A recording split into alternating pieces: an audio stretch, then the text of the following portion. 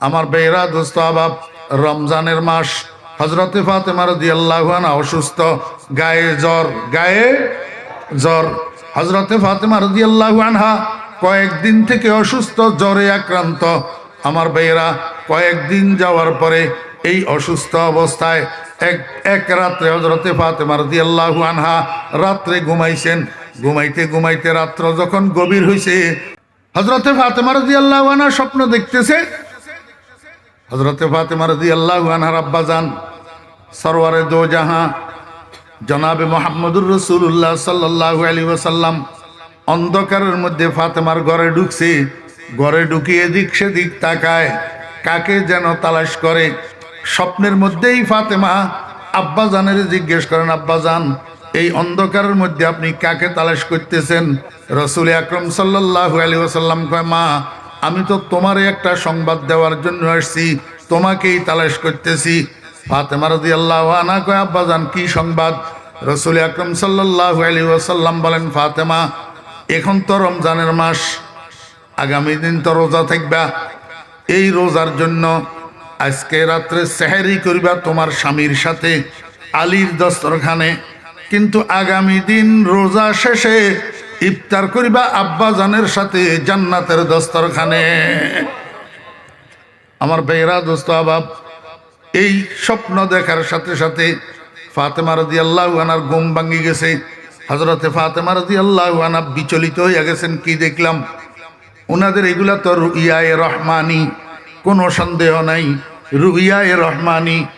আল্লাহু আকবার। সজাগ হওয়ার পরে ফাতেমা রাদিয়াল্লাহু আনহার আর বুঝতে বাকি নাই যে পার্থিব জীবনে আজকের দিনটা আমার জন্য শেষ দিন, আজকের পরে আমি আর দুনিয়াতে থাকবো না।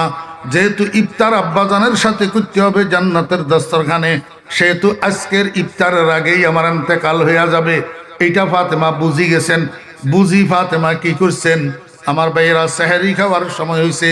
হযরত আলী রাদিয়াল্লাহু আনহুকে ঘুম থেকে জাগাইছেন, কিন্তু স্বপ্নের কথা কয় না।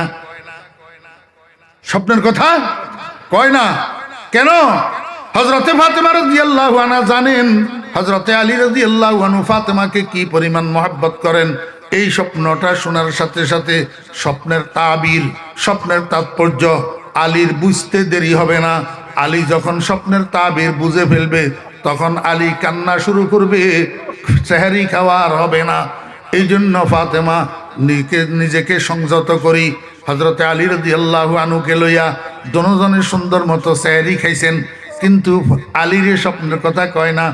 সেহরি খাওয়া যখন শেষ হয়েছে, হযরতে আলী রাদিয়াল্লাহু আনহু মসজিদের দিকে চলে গেছেন ফজরের নামাজ পড়ার জন্য।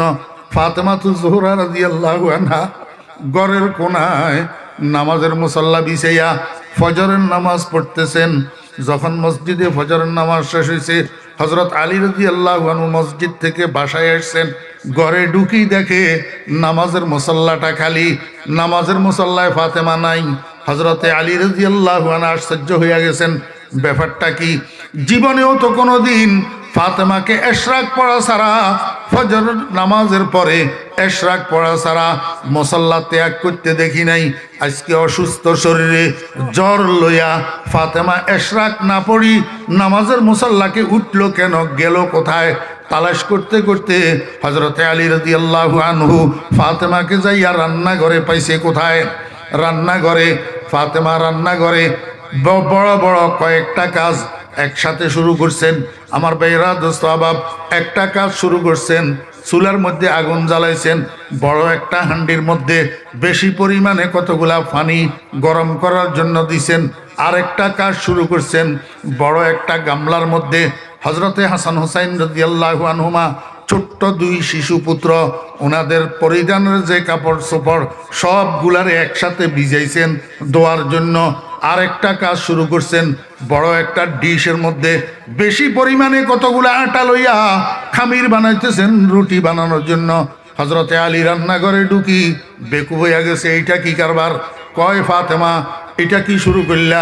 তুমি অসুস্থ মানুষ, গায়ে জ্বর, জীবনেও তো কোনো দিন তোমাকে এশরাক না পড়ি নামাজের মুসল্লা থেকে উঠতে দেখি নাই, আজকে এশরাকটাও পড়লা না, নামাজের মুসল্লা থেকে উঠি, এতগুলা কাজ একসাথে কেন শুরু করছো তুমি? পানি এতগুলা কার জন্য গরম করতেছ? বাচ্চাদের কাপড় এতগুলা একসাথে কেন ভিজাইছ?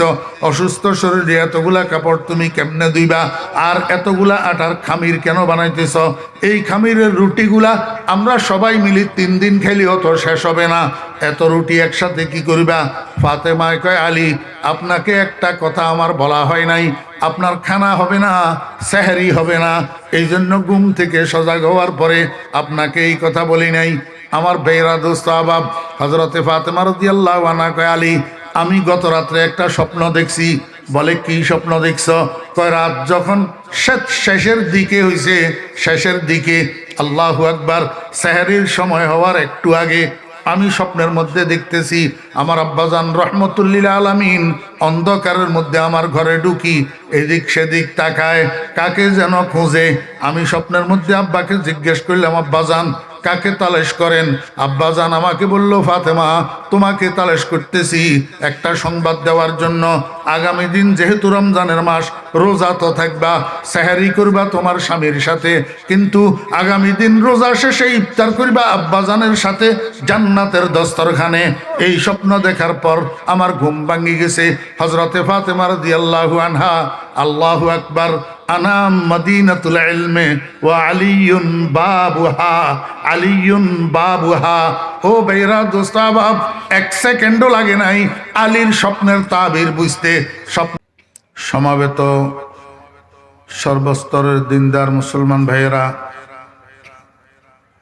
আমার প্রাণপ্রিয় ছাত্র ভাইয়েরা, পর্দার আড়ালের সম্মানিতা পর্দানসী মা ও বোনেরা, মহান আল্লাহ রাব্বুল আলামিনের অপরিসীম দয়ার এহসান আল্লাহ রাব্বুল আলামিন আমাদেরকে আজ 30শে ডিসেম্বর 2025 ইংরেজি তারিখে চট্টগ্রামের ফটিকছড়ি থানার অন্তর্গত আজাদি বাজার হেদায়েতুল ইসলাম কমিটির উদ্যোগে আয়োজিত 2 দিন ব্যাপী এই মহতী ইসলামী মহাসম্মেলনের আজ সমাপনী দিবসে আমাদেরকে অংশগ্রহণ করার তৌফিক দিয়েছেন। এই জন্য আমরা সবাই মহান রব্বুল আলামিনের শুকর আদায় করি, আলহামদুলিল্লাহ।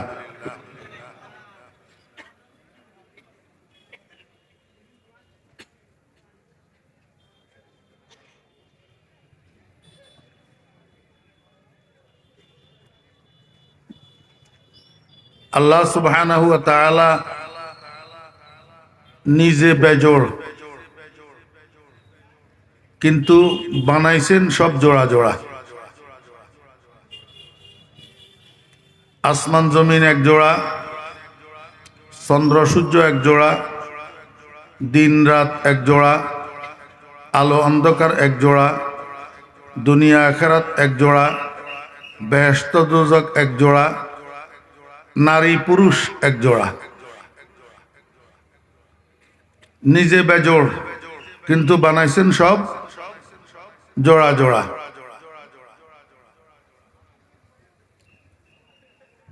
এই জোড়ার মধ্যে আল্লাহ পাক একটা জোড়া বানাইছেন নারী আর পুরুষ।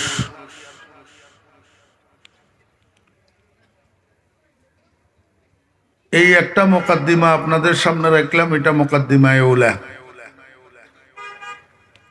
আর একটা মুকাদ্দিমা 2 নম্বর ভূমিকা, মানুষকে আল্লাহ পাক রব্বুল আলামিন বানাইছেন মদনীয়ত্তবা করিয়া।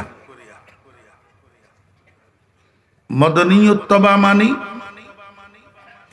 ইউনাইটেড জীবন যাপনে অভ্যস্ত, সম্মিলিত জীবন যাপনে অভ্যস্ত। এই জন্য মানুষ যৌথ জীবন যাপনে শান্তি পায়, সিঙ্গেল জীবন যাপনে কষ্ট পায়।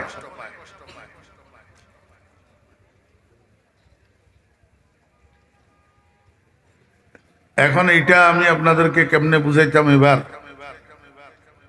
ম্যাক্সিমাম তো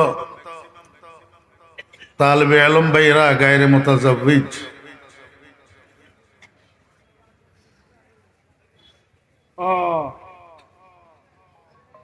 মানুষ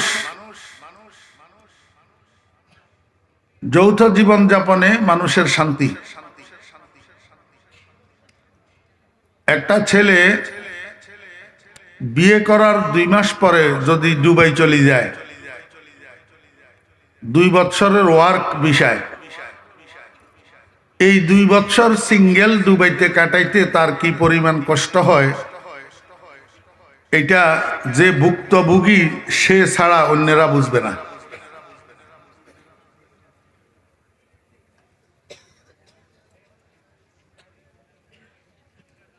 এই যৌথ জীবনযাপনটা মানুষের শান্তিময় হয় কোন সময়? যখন যৌথ জীবনযাপনটা মানুষ আল্লাহ পাকের দেওয়া বিধান অনুযায়ী যাপন করে।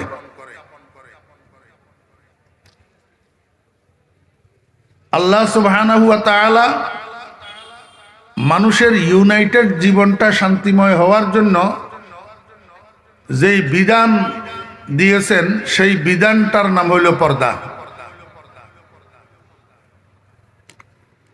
আমি আবার বলি, মানুষ যৌথ জীবনযাপন করার জন্য, যৌথ জীবনযাপনটা শান্তিময় হওয়ার জন্য যে বিধান আল্লাহ পাক দিয়েছেন সেই বিধানের নাম পর্দা। তো মানুষ যখন আল্লাহ পাকের বিধান অনুযায়ী যৌথ জীবন যাপন করে, পর্দার বিধান মানিয়া যৌথ জীবন যাপন করে, তখন মানুষের যৌথ জীবন যাপন, পারিবারিক জীবন, সামাজিক জীবন শান্তিময় হয়। আর আল্লাহ পাকের বিধান ছাড়িয়া যখন মানুষ যৌথ জীবন যাপন করা শুরু করে, তখন সেই জীবনের মধ্যে শান্তি তো দূরের কথা, কেলেঙ্কারির আর সীমা থাকে না। আল্লাহ পাকের দেওয়া এই বিধানের নাম পর্দা। এই পর্দাটা প্রাথমিকভাবে 3 প্রকার। একটা পর্দা হইল চোখের পর্দা, নজরের পর্দা। আরেকটা পর্দা হইল আওয়াজের পর্দা। আরেকটা পর্দা হইল দেহের পর্দা।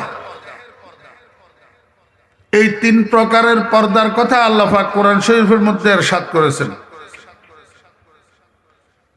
আমাদের দেশে একটা ভুল কথা আছে, নারীর পর্দা। আসলে পর্দা শুধু নারীর নয়, পর্দা নারী পুরুষের উভয়ের জন্য। নারী পুরুষের উভয়ের জন্য। আমি একটা সাধারণ উদাহরণ আপনাদেরকে দিই। একটা পুরুষ মানুষ রাস্তার পাশে যদি পেশাব করতে বসে, যদি কোমর পর্যন্ত লুঙ্গি উঠাইয়া, কোমর পর্যন্ত লুঙ্গি উঠাইয়া রাস্তার পাশে যদি পেশাব করতে বসে, তো ওই মানুষটার উরু সেই রাস্তা দিয়া যত মানুষ হেঁটে যায় সবের নজরে পড়ে। বুঝে থাকলে একটু বলুন যে পেশাব করতে বসছে এই মানুষটা পর্দা করলো না পর্দা লঙ্ঘন করলো? কেন? একজন পুরুষের নাভি থেকে হাঁটু পর্যন্ত এই জায়গাটা সতর। এই জায়গাটাকে অন্য পুরুষের নজর থেকে হেফাজত করা ফরজ। তো যেই মানুষটা উরুর কাপড় উঠাইয়া রাস্তার পাশে পেশাব করার জন্য বসলো, আর নিজের শরীরের পর্দার অংশটা, সতরের অংশটা ভিন্ন পুরুষকে দেখাইলো, সে ফরজ তরক করলো, পর্দা লঙ্ঘন করলো, কবিরা গুনার ভাগী হলো। এবার বুঝে থাকলে আমাকে বলুন, পর্দা শুধু নারীর না পুরুষের, নারীর উভয়ের? উভয়ের। আল্লাহ পাক প্রথম যেই পর্দার কথাটা বলছেন সেটা হলো চোখের পর্দা। কোরআন শরীফের মধ্যে আল্লাহ সুবহানাহু ওয়া তাআলা ইরশাদ করেছেন, কুল্লিল মুমিনিন ইয়াগুদ্দু মিন আবসারিহিম। আর একটু পরে যাই আল্লাহ পাক বলছেন, কুল্লিল মুমিনাত ইয়াগদুদনা মিন আবসারিহিন্না। অর্থ কি?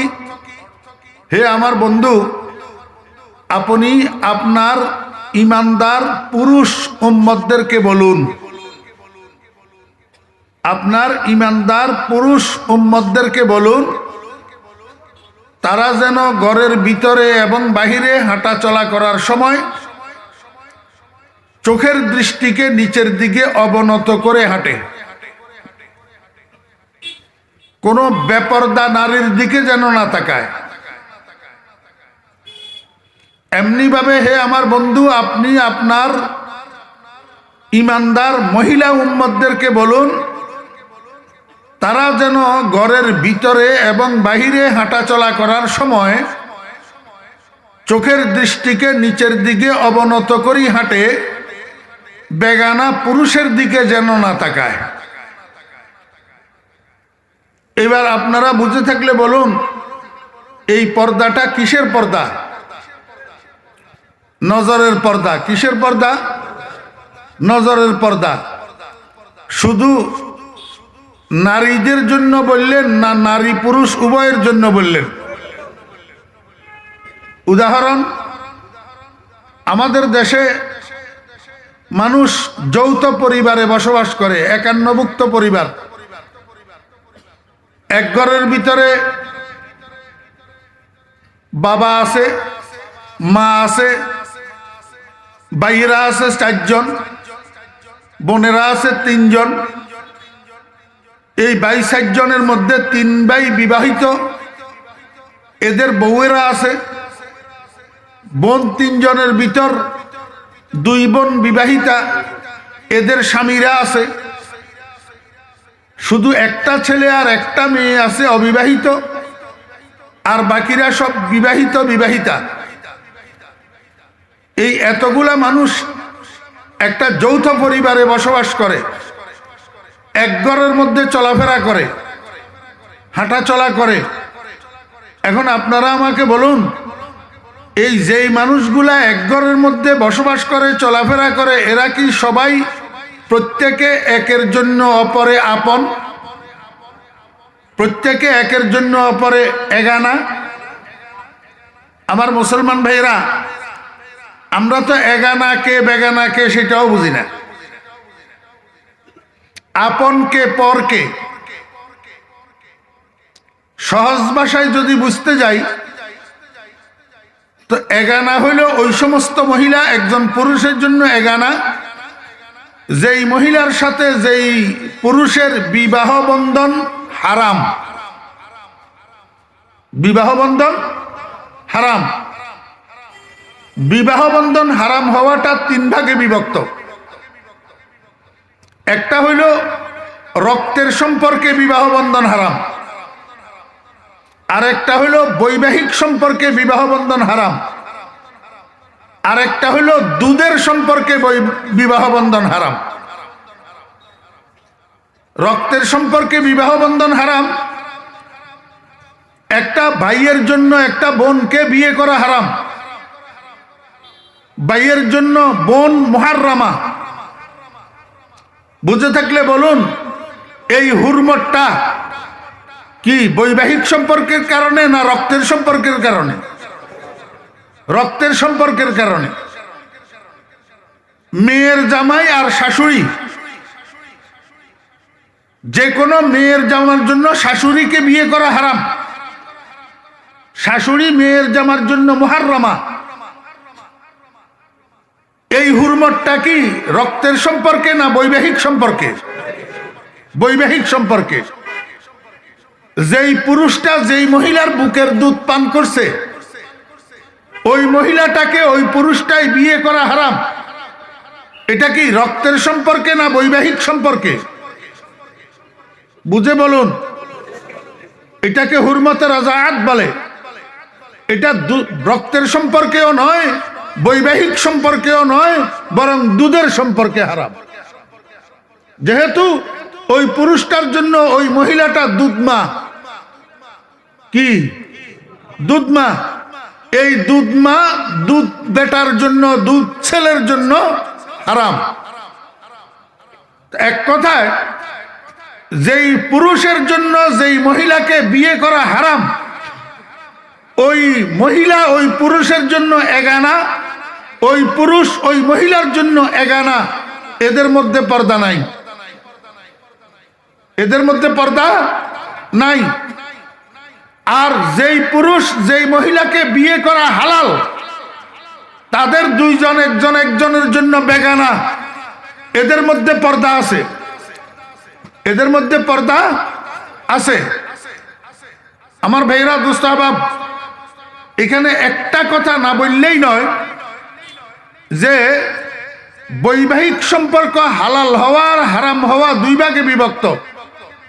একটা হইল চিরস্থায়ী হারাম, আর একটা ক্ষণস্থায়ী হারাম। চিরস্থায়ী হারাম আর ক্ষণস্থায়ী হারাম। যেমন একজন মহিলা, একজন পুরুষ একটা মহিলাকে বিয়ে করছে।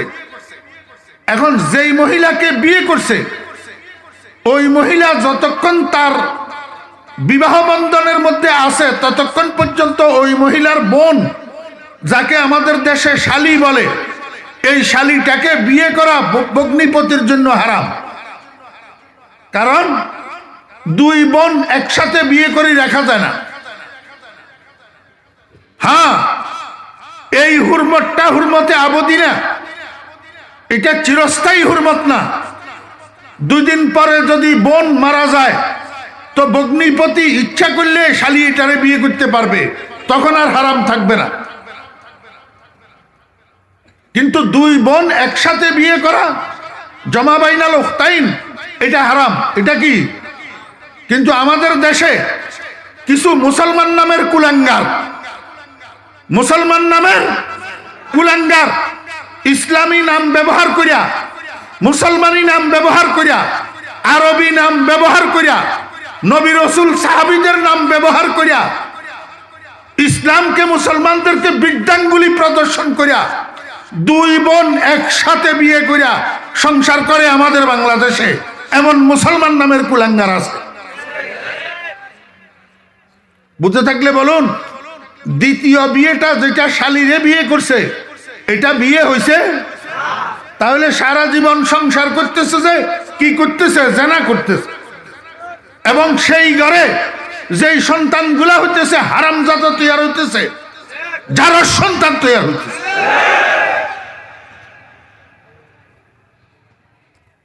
এবার আপনারা এগানা বেগানা বুঝলেন তো? যার সাথে যার বিবাহ বন্ধন হালাল, সেই মহিলাটা আপনার জন্য বেগানা। আর যার সাথে যার বিবাহ বন্ধন হারাম, সেই মহিলাটা আপনার জন্য এগানা। এখন পর্দা কি এগানার সাথে না বেগানার সাথে? এবার আপনারা আমাকে একটু বলুন, এই একই ঘরের মধ্যে একান্নভুক্ত পরিবারে যে আমরা বসবাস করি, চলাফেরা করি, এখানে ভাবি আর দেবর আছে না? ভাবি আর দেবর, উনারা 2 জন একজনের জন্য এগানা না বেগানা? বেগানা। কিন্তু আমাদের দেশের তথাকথিত জাহেল মানুষ কতগুলা, মূর্খ মানুষ কতগুলাই বলে যে ভাবি কি মা কি, ভাবি কি। আর বেটা, তুই বললেই ভাবি মা হইয়া যাবে? কোথায় মা আর কোথায় ভাবি?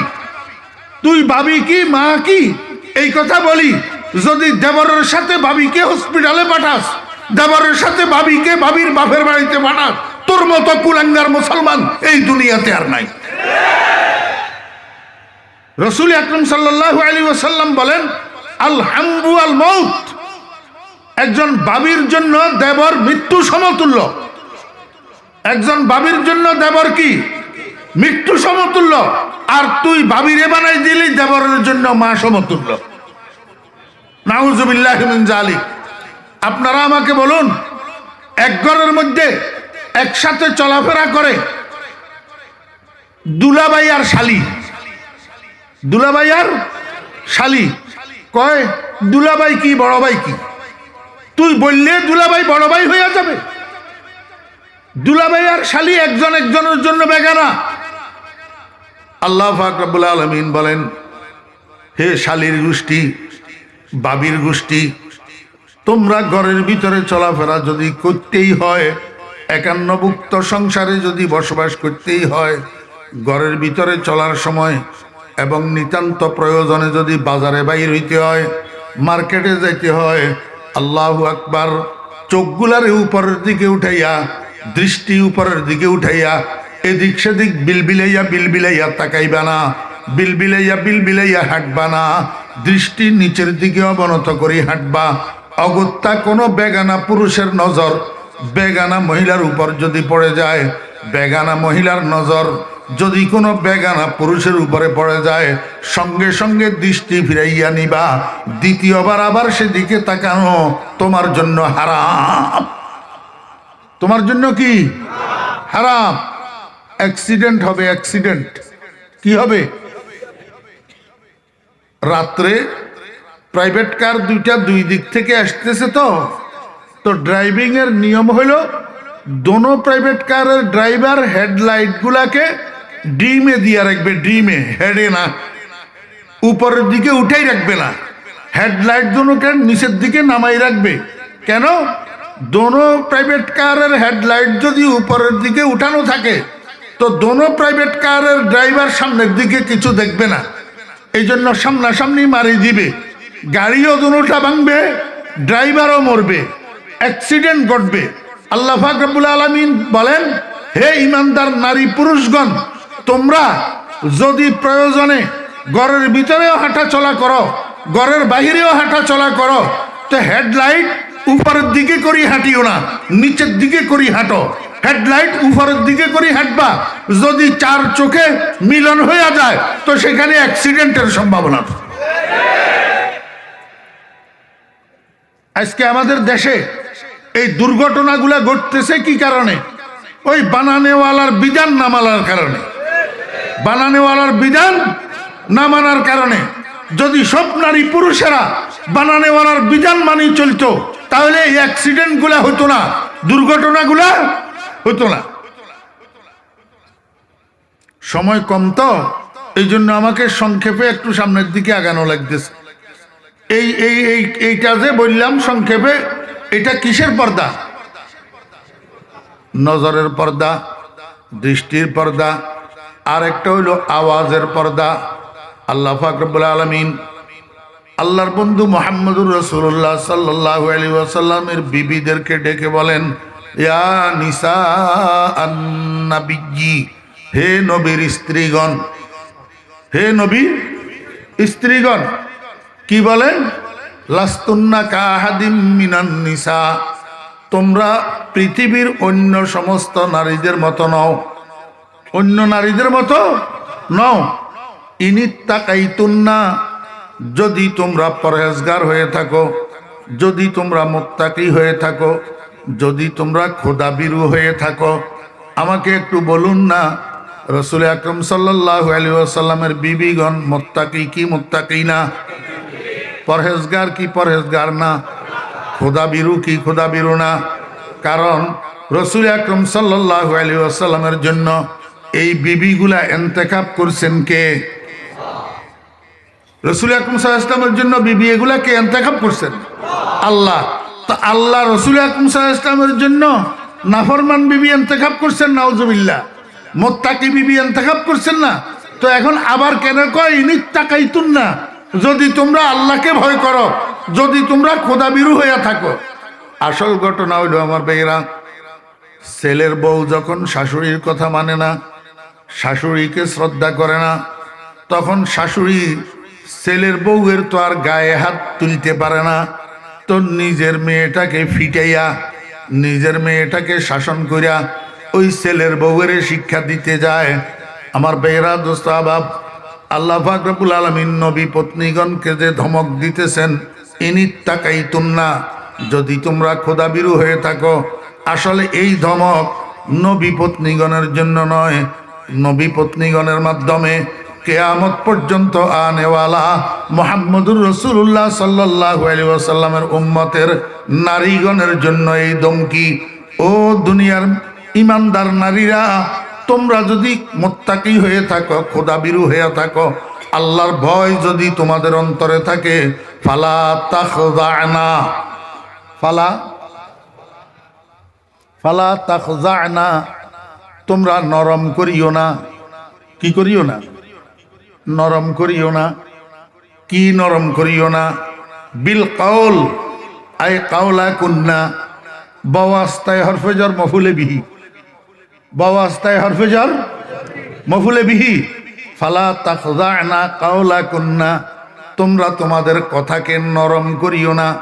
তোমরা তোমাদের কথাকে কি করিও না? নরম করিও না, অর্থাৎ মিষ্টি মিষ্টি আওয়াজে কথা বলিও না। লেট বাইয়া বেটকাইয়া চিকন চিকন মিষ্টি হাসি দিয়া কথা বলিও না। কার সাথে? বেগানা পুরুষের সাথে। কার সাথে? বেগানা পুরুষের সাথে। আমার বেয়েরা দোস্ত আবাব, আল্লাহ পাক বলেন, যদি তুমি বেগানা পুরুষের সাথে মিষ্টি আওয়াজে মিষ্টি ভাষায় যদি নরম নরম আওয়াজে কথা বলো, হ্যাঁ, ফায়াতমা আল্লাযী ফী কলবিহি মারাদ, আল্লাহ পাক বলেন, দুনিয়ার রাস্তায় রাস্তায় যত যুবকেরা তরুণেরা হাঁটে, এদের সবাইয়ের অন্তর কিন্তু বিশুদ্ধ নয়। এদের মধ্যে অনেক যুবক তরুণ আছে দিলের মধ্যে ফোকায় ধরা। দিলের মধ্যে কি ধরা? ফোকায় ধরা। ফসা দিল, ফসা কি?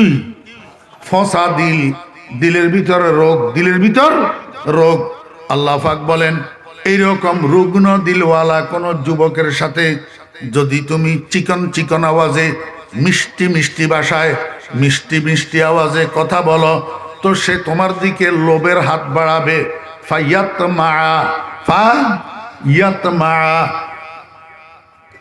ফায়াতমা আল্লাযী ফী কলবিহি মারাদ, সে লালসা করবে তোমার দিকে, লালসা করবে। সে তোমাকে কুপ্রস্তাব দিবে, যেই কুপ্রস্তাব মানলেও তুমি ধ্বংস, না মানলেও ধ্বংস। তার কুপ্রস্তাব তুমি মানলে জাহান্নামে যাইতে হবে, আর যদি না মানো তাহলে অ্যাসিড নিক্ষেপ খাইতে হবে। হ্যাঁ, কুপ্রস্তাব না মানলে কি খাইতে হবে? অ্যাসিড নিক্ষেপ খাইতে হবে।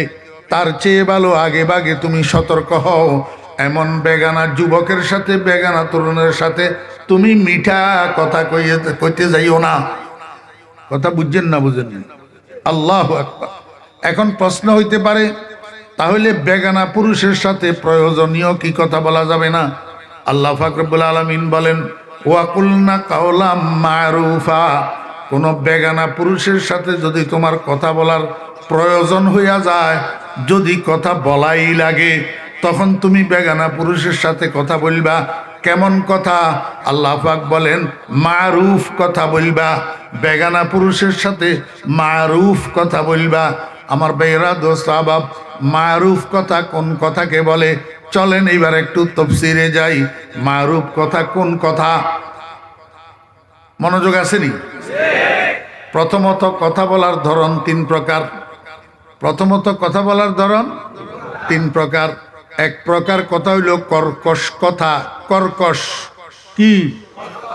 আমার ভাইরা দোস্ত আবাব, একটা ছেলে আর একটা মেয়ে কলেজে যাইতেছে রাস্তা দিয়া। তো ছেলেটা মেয়েটাকে জিজ্ঞেস করলো, এই মেয়ে, তোমার নাম কি? তখন মেয়েটা বলল, এই বেটা, তোর কি দরকার, একবারে জুতা দিয়ে ফিটিয়ে দিব। হ্যাঁ, বলেনি? বুঝে থাকলে বলুন তো এই কথাটা কোন কথা হইল? কর্কশ কথা। আরেকটা কথা হইল একেবারে মিষ্টি মিষ্টি মিঠা মিঠা চিকন সুরের আলাপ। চিকন সুরের আলাপ। আরেকটা কথা হইল মধ্যম ভাষা, মধ্যম আওয়াজ, স্বাভাবিক একজন মানুষের আওয়াজ যেটা, সেই আওয়াজে কথা বলা। একেবারে নরমও না, একেবারে গরমও না। কথা বুঝছেন না বুঝেন নাই? হ্যাঁ, এইটার মধ্যম আওয়াজটা মনে রাখেন। এরপরে কথা বলার ধরন আবার তিন প্রকার। একটা ধরন হইল একটা প্রশ্নের 5টা উত্তর। একটা প্রশ্নের পাঁচটা উত্তর। আরেকটা হইল প্রশ্ন করার পরে একেবারে উত্তর না দিয়া চুপ থাকা। আরেকটা হইল একটা প্রশ্নের একটা উত্তর, যতটুক প্রশ্ন ততটুক উত্তর। কথা বুঝছেন না বুঝেন নাই আমার ভাইয়েরা, দোস্ত আবাব? একটা প্রশ্নের পাঁচটা উত্তর দিলে সেটাও ধ্বংস, সেটাও কি ধ্বংস। দুইটা ছেলে মেয়ে কলেজে যাইতেছে, রাস্তায় ছেলেটা মেয়েটারে জিজ্ঞেস করলো, এই মেয়ে তোমার নাম কি? তো এই মেয়েটা উত্তর দিতেছে, জি ভাইয়া আমার নাম সকিনা, আমরা বাড়ি বুইয়া বাড়ি, আমার আব্বার নাম আব্দুর রহিম। ভাইয়া আপনার নামটা কি না?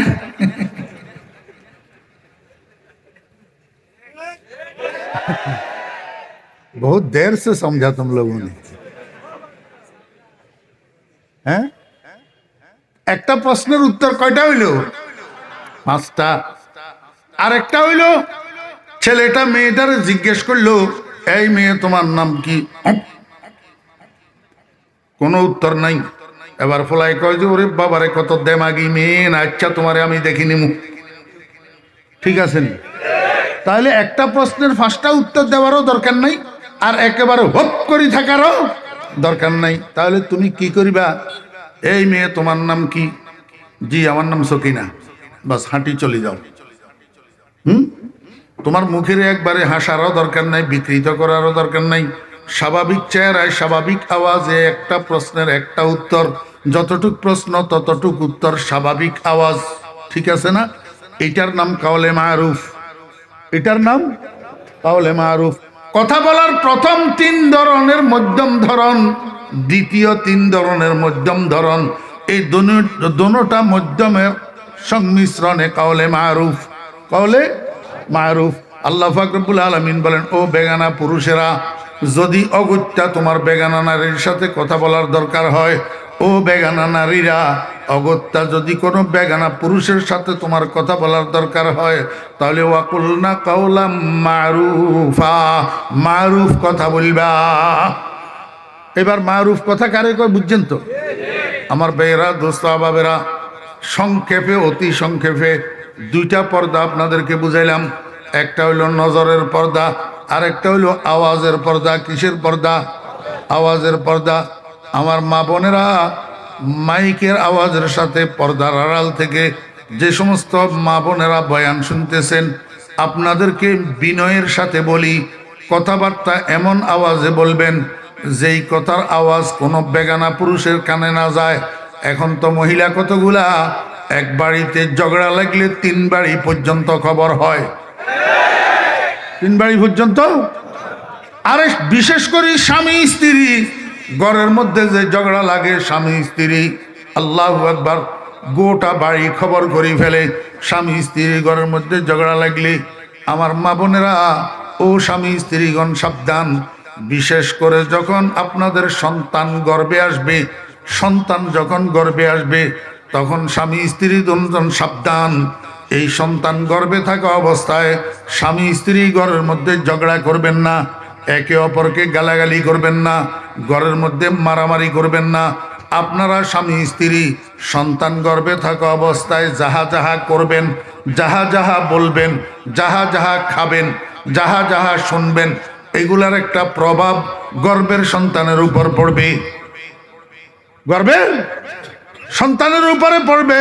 সন্তান গর্ভের মধ্যে লইয়া যদি স্বামী স্ত্রী ঘরের মধ্যে ঝগড়া করেন, গালাগালি করেন, মারামারি করেন, তো মনে রাখিয়েন আপনার গর্ভের সন্তান ভূমিষ্ঠ হওয়ার পরে সন্ত্রাসী ছাড়া আর কিছু হবে না, বেয়াদ্দব ছাড়া আর কিছু হবে না, গালাগালি ছাড়া আর কিছু চিনবে না। আমার ভাইয়েরা, সন্তান গর্ভের মধ্যে লইয়া মা যদি পর্দায় চলে, তো সন্তান ট্যালেন্ট হয়, মেধাবী হয়। সন্তান গর্ভে লইয়া মা যদি বেনিটি ব্যাগ কাঁধে ঝুলাইয়া মার্কেটে মার্কেটে ড্যাং ড্যাং করে, এই সন্তান মায়ের পেট থেকে বোকা ডামিস মেধা করব হইয়া বাইর হয়। আল্লাহু আকবার। এরপরে 3 নম্বর পর্দা যেটা হইল, কিসের পর্দা? দেহের পর্দা, শরীরের পর্দা।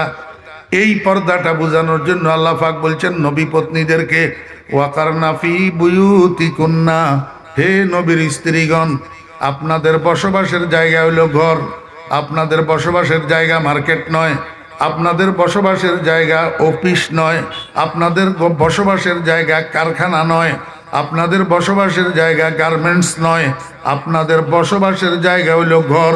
আপনারা ঘরে থাকবেন, আপনাদের ডিউটি হলো ঘরে ঘর আঞ্জাম দেওয়া, বাচ্চা লালন পালন করা, স্বামীর সম্পদের হেফাজত করা, স্বামীর সন্তানগুলাকে লালন পালন করা, আপনাদের খাওয়া পরা, ঔষধপত্র, কাপড় চোপড়, যাবতীয় সব কিছুর ইন্তজাম করা স্বামীর দায়িত্ব, পুরুষের দায়িত্ব।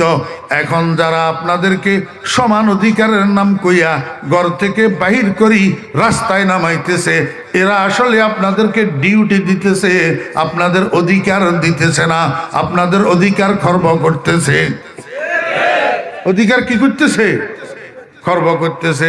এই জন্য আমার মা বোনেরা, যখন আপনারা ঘরের মধ্যে চলাচল করবেন, যদি ঘরের মধ্যে আপনার স্বামী, আপনার আব্বা, আপনার ভাই, তাহলে আপনার সতর্কতার দরকার নাই, আপনার পর্দার দরকার নাই।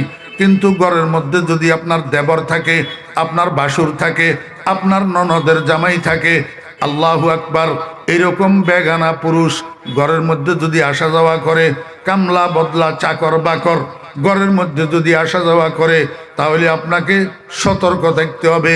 আম্মা জানা আয়েশা সিদ্দিকা রাদিয়াল্লাহু আনহা বলেন, আমার হুজরার মধ্যে রাসূল আকরাম সাল্লাল্লাহু আলাইহি ওয়াসাল্লামকে দফন করা হয়েছে, আমি হুজরার মধ্যে আসা যাওয়া করতাম, আমার গায়ে কাপড় আছে না না আছে সেটার দিকে আমি এত বেশি সতর্ক দৃষ্টি রাখতাম না, কারণ যিনি সেই হুজরার মধ্যে উনি তো আমার স্বামী। এরপরে সেখানে দাফন করা হইল আমার আব্বাকে, আমি সেই হুজরার মধ্যে আসা যাওয়া করতাম, আমি সতর্কতার সাথে শরীর ঢাকার চিন্তা করতাম না। আমি খেয়াল করতাম এই হুজরার মধ্যে যেই দুইজন আছে, একজন আমার স্বামী আর একজন আমার আব্বা। কিন্তু 3 নম্বরে সেই হুজরার মধ্যে যখন হযরত ওমর ফারুক রাদিয়াল্লাহু আনহুকে দাফন করা হইল, আমি আয়েশা সেই দিন থেকে আপাদমস্তক কাপড়ের দ্বারা আবৃত করা ছাড়া আমি আর সেই রুমে ঢুকি না, কারণ ওমর আমার জন্য বেগানা। আমার জন্য। আমার মা বোনেরা, এটা তো হযরত আয়েশা সিদ্দিকার কথা আপনাদেরকে শুনাইলাম, আর একটু আপনাদেরকে শুনাই, তাহলে আপনাদের আরো একটু ভালো বুঝে আসবে। একটা বাস্তব ঘটনা, রাসূল আকরাম সাল্লাল্লাহু আলাইহি ওয়াসাল্লামের কলিজার টুকরা সাইয়্যিদাতুন নিসাই আহলিল জান্নাহ হযরতে ফাতেমা রাদিয়াল্লাহু আনহার ঘটনা। আমার বেরা দোস্ত আবাব, রমজানের মাস, হযরতে ফাতেমা রাদিয়াল্লাহু আনহা অসুস্থ, গায়ে জ্বর। হযরতে ফাতেমা রাদিয়াল্লাহু আনহা কয়েকদিন থেকে অসুস্থ, জ্বরে আক্রান্ত। আমার ভাইয়েরা, কয়েকদিন যাওয়ার পরে এই অসুস্থ অবস্থায় এক রাত্রে হযরতে ফাতেমা রাদিয়াল্লাহু আনহা রাত্রে ঘুমাইছেন। ঘুমাইতে ঘুমাইতে রাত্র যখন গভীর হইছে, এই এত হুঁশিয়াল বাজা যে এত কেড়ে বিনা দরকারে কিলে হুঁশিয়াল বাজায়? কেন হুঁশিয়াল বাজে? হুঁশিয়াল একটা বিনা দরকারে, তারপরেও বাজায়। বেয়াকল কোথাকার।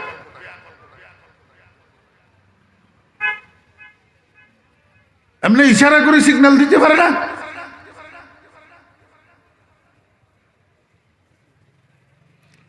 এই ইউটিউবওয়ালারা এটা কাটবে, এই কথাটা এখন এটা কাট করবে, খবরদার। মনোযোগ আসেনি? ঘুমাইতে ঘুমাইতে রাত্র যখন গভীর হয়েছে, হযরতে ফাতেমা রাদিয়াল্লাহু আনহা স্বপ্ন দেখতেছে। হযরতে ফাতেমা রাদিয়াল্লাহু আনহার আব্বাজান সরওয়ারে দো জাহাঁ জনাবে মুহাম্মদুর রাসূলুল্লাহ সাল্লাল্লাহু আলাইহি ওয়াসাল্লাম অন্ধকারের মধ্যে ফাতেমার ঘরে ঢুকছে। ঘরে ঢুকিয়ে এদিক সেদিক তাকায়, কাকে যেন তালাশ করে। স্বপ্নের মধ্যেই ফাতেমা আব্বাজানের জিজ্ঞেস করেন, আব্বাজান, এই অন্ধকারের মধ্যে আপনি কাকে তালাশ করতেছেন? রাসূল আকরাম সাল্লাল্লাহু আলাইহি ওয়াসাল্লাম কয়, মা, আমি তো তোমারই একটা সংবাদ দেওয়ার জন্য আসছি, তোমাকেই তালাশ করতেছি। ফাতেমা রাদিয়াল্লাহু আনহা কয়, আব্বাজান, কি সংবাদ? রাসূল আকরাম সাল্লাল্লাহু আলাইহি ওয়াসাল্লাম বলেন, ফাতেমা, এখন তো রমজানের মাস, আগামী দিন তো রোজা থাকবা। এই রোজার জন্য আজকে রাত্রে সেহরি করবা তোমার স্বামীর সাথে আলীর দস্তরখানে, কিন্তু আগামী দিন রোজা শেষে ইফতার করিবা আব্বাজানের সাথে জান্নাতের দস্তরখানে। আমার বেরা দোস্ত আবাব, এই স্বপ্ন দেখার সাথে সাথে ফাতেমা রাদিয়াল্লাহু আনহার ঘুম ভাঙি গেছে। হযরতে ফাতেমা রাদিয়াল্লাহু আনহা বিচলিত হয়ে গেছেন, কি দেখলাম? ওনাদের এগুলা তো রুইয়ায়ে রহমানি, কোনো সন্দেহ নাই, রুইয়ায়ে রহমানি। আল্লাহু আকবার। সজাগ হওয়ার পরে ফাতেমা রাদিয়াল্লাহু আনহার আর বুঝতে বাকি নাই যে পার্থিব জীবনে আজকের দিনটা আমার জন্য শেষ দিন, আজকের পরে আমি আর দুনিয়াতে থাকবো না। যেহেতু ইফতার আব্বাজানের সাথে করতে হবে জান্নাতের দস্তরখানে, সেহেতু আজকের ইফতারের আগেই আমার ইন্তেকাল হইয়া যাবে। এইটা ফাতেমা বুঝি গেছেন। বুঝি ফাতেমা কি করছেন? আমার ভাইয়েরা, সেহরি খাওয়ার সময় হয়েছে। হযরত আলী রাদিয়াল্লাহু আনহুকে ঘুম থেকে জাগাইছেন, কিন্তু স্বপ্নের কথা কয় না। স্বপ্নের কথা কয় না কেন? হযরতে ফাতেমা রাদিয়াল্লাহু আনহা জানেন হযরতে আলী রাদিয়াল্লাহু আনহু ফাতেমাকে কি পরিমাণ মহব্বত করেন। এই স্বপ্নটা শোনার সাথে সাথে স্বপ্নের তাবির, স্বপ্নের তাৎপর্য আলীর বুঝতে দেরি হবে না। আলী যখন স্বপ্নের তাবির বুঝে ফেলবে, তখন আলী কান্না শুরু করবে, সেহরি খাওয়ার হবে না। এই জন্য ফাতেমা নিজেকে সংযত করি। হযরতে আলী রাদিয়াল্লাহু আনহুকে লইয়া দনোজনের সুন্দর মতো সেহরি খাইছেন, কিন্তু আলীর স্বপ্নের কথা কয় না।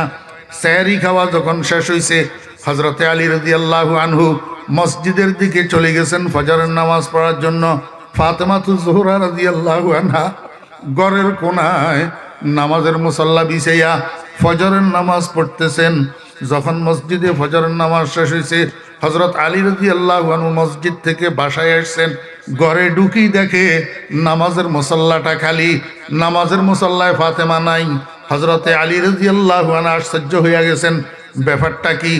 জীবনেও তো কোনোদিন ফাতেমাকে ইশরাক পড়া ছাড়া, ফজর নামাজের পরে ইশরাক পড়া ছাড়া মুসল্লা ত্যাগ করতে দেখি নাই। আজকে অসুস্থ শরীরে জ্বর লইয়া ফাতেমা ইশরাক না পড়ি নামাজের মুসল্লাকে উঠলো কেন, গেল কোথায়? তালাশ করতে করতে হযরতে আলী রাদিয়াল্লাহু আনহু ফাতেমাকে যাইয়া রান্নাঘরে পাইছে। কোথায়? রান্নাঘরে। ফাতেমা রান্নাঘরে বড় বড় কয়েকটা কাজ একসাথে শুরু করছেন। আমার ভাইরা, দোস্ত আবাব, একটা কাজ শুরু করছেন, চুলার মধ্যে আগুন জ্বালাইছেন, বড় একটা হান্ডির মধ্যে বেশি পরিমাণে কতগুলা পানি গরম করার জন্য দিছেন। আরেকটা কাজ শুরু করছেন, বড় একটা গামলার মধ্যে হযরতে হাসান হুসাইন রাদিয়াল্লাহু আনহুমা, ছোট্ট দুই শিশু পুত্র, ওনাদের পরিধানের যে কাপড় চোপড় সবগুলারে একসাথে ভিজাইছেন দোয়ার জন্য। আরেকটা কাজ শুরু করছেন, বড় একটা ডিশের মধ্যে বেশি পরিমাণে কতগুলা আটা লইয়া খামির বানাইতেছেন রুটি বানানোর জন্য। হযরতে আলী রান্নাঘরে ঢুকি বেকুব হইয়া গেছে, এইটা কি কারবার? কয়, ফাতেমা এটা কি শুরু করলা? তুমি অসুস্থ মানুষ, গায়ে জ্বর, জীবনেও তো কোনো দিন তোমাকে ইশরাক না পড়ি নামাজের মুসল্লা থেকে উঠতে দেখি নাই।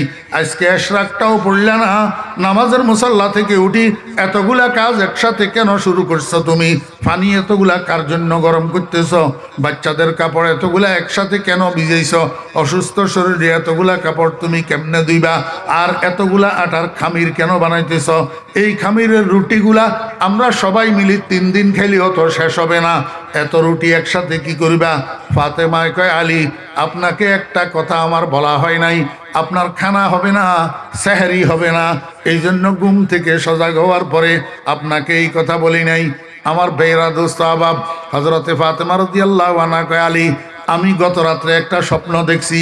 বলে, কি স্বপ্ন দেখছ? কয়, রাত যখন শেষের দিকে হইছে, শেষের দিকে, আল্লাহু আকবার, সেহরির সময় হওয়ার একটু আগে আমি স্বপ্নের মধ্যে দেখতেছি আমার আব্বাজান রহমতুল্লিল আলামিন অন্ধকারের মধ্যে আমার ঘরে ঢুকি, এদিক সেদিক তাকায়, কাকে যেন খোঁজে। আমি স্বপ্নের মধ্যে আব্বাকে জিজ্ঞেস করলাম, আব্বাজান কাকে তালাশ করেন? আব্বাজান আমাকে বলল, ফাতেমা তোমাকে তালাশ করতেছি একটা সংবাদ দেওয়ার জন্য। আগামী দিন যেহেতু রমজানের মাস, রোজা তো থাকবা, সেহরি করবা তোমার স্বামীর সাথে, কিন্তু আগামী দিন রোজা শেষে ইফতার করবা আব্বাজানের সাথে জান্নাতের দস্তরখানে। এই স্বপ্ন দেখার পর আমার ঘুম ভাঙি গেছে। হযরতে ফাতেমা রাদিয়াল্লাহু আনহা, আল্লাহু আকবার, আনা মদিনাতুল ইলমে ওয়া আলিয়ুন বাবুহা, আলিয়ুন বাবুহা, ও বেরা দোস্ত আহবাব, এক সেকেন্ডও লাগে নাই আলীর স্বপ্নের তাবির বুঝতে 1 সেকেন্ড লাগে নাই। সঙ্গে সঙ্গে আলী কান্না শুরু করছে বাচ্চা ছেলের মতো।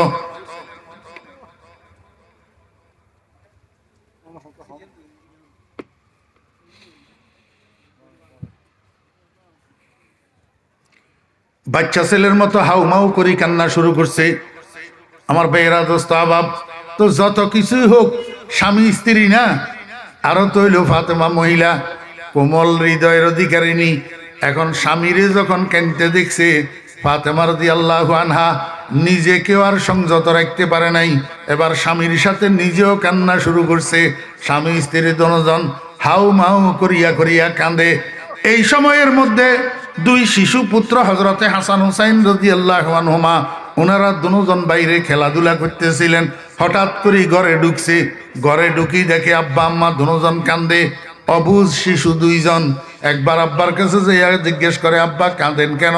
আব্বা কোনো উত্তর দেয় না। আবার মায়ের কাছে যাইয়া জিজ্ঞেস করে, মা কাঁদেন কেন? মায়ও কোনো উত্তর দেয় না। যখন ছেলেরা বারবার বিরক্ত করতেছে, হযরতে ফাতেমা রাদিয়াল্লাহু আনহা কয়, বাবারা তোমরা দুজন এই মুহূর্তে নানা জানের কাছে চলে যাও। নানা জান কোথায়? দুনিয়ার উপরে না নিচে? নিচে রওজায়ে আকদাসের ভিতর। এটা কি ফাতেমায় জানে না যে নানা জান তো কবরে? জানে, তারপরেও বলে নানার কাছে চলে যাও। কারণ এই বলাটা ফাতেমার আজকের জন্য নতুন না। এর আগেও ফাতেমা যখন ঘরের কাজে অতি ব্যস্ত হয়ে যায়, বাচ্চারা উনাকে ডিস্টার্ব করে, বাচ্চাদেরকেও সামলানোর জন্য ফাতেমা সব সময় বলে, বাবারা তোমরা এই মুহূর্তে নানার কাছে চলে যাও। তো নাতিরা দুজন নানার পাগল, নানার কথা শুনলেই দৌড় দে রওজায়ে আকদাসের দিকে যাইয়া নানা জানের কবরের উপরে উঠি। নাতিরা দুজন বসে। আমার ভাইয়েরা, ভিতর থেকে নানাজি কথা কয়, উপর থেকে নাতিরা শুনে আর উত্তর দে। উপর থেকে নাতিরা কথা কয়, ভিতর থেকে নানাজি বলে আর শুনে উত্তর দে। অথচ শত শত মানুষ রওজার চতুর্দিকে জিয়ারতরত অবস্থায় কেউ গোড়ার ডিমও কিছু শোনে না।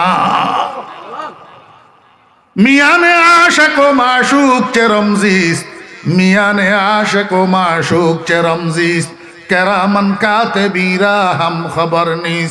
আমার বেরা দোস্ত আহবাব, আজকেও তাই ঘটছে। ফাতেমা যখন বলছে, বাবারা তোমরা দুজন এই মুহূর্তে নানাজির কাছে চলে যাও, নাতিরা দুজন দিছে দৌড়, যাইয়া নবীজির রওজার উপরে উঠি বসছে।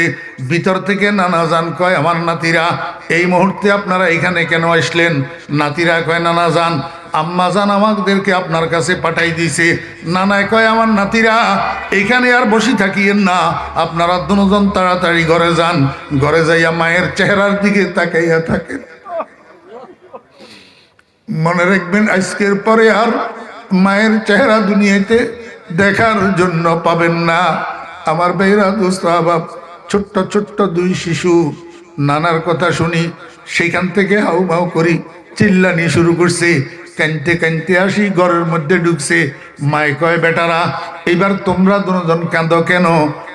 বেটারা কয়, মা আমাদের থেকে আর গোপন করিয়েন না, নানাজি আমাদেরকে সব বলে দিছে, আমাদেরকে নানাজি পাঠাইছে আপনার চেহারার দিকে তাকাইয়া থাকার জন্য।